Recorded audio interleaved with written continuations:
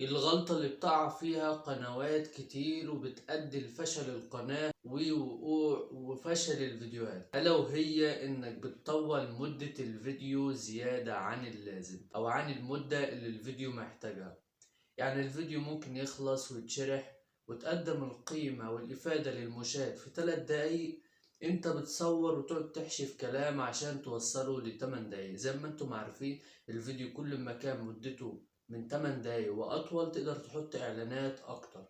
ففي ناس بتبص للجزء ده وبتبدأ تطول الفيديو زيادة عن اللازم بدون أي استدعاء للأمر أصلا، وده بيؤدي إن المشاهد يمل ويطلع من أول الفيديو. فدي غلطة كبيرة جدا لازم تتجنبها. لو الفيديو هيتشرح في 3 دقايق اشرحه في 3 دقايق، مش لازم توصله 8 دقايق. ما تخلوش 8 دقايق غير لو الفيديو محتاج فعلا المدة دي علشان تقدم القيمة للمشاهد كاملة. وبس كده، متنساش عجبك الفيديو اضغط لايك واشترك في القناة عشان يوصلك شعار بالفيديوهات الجديدة.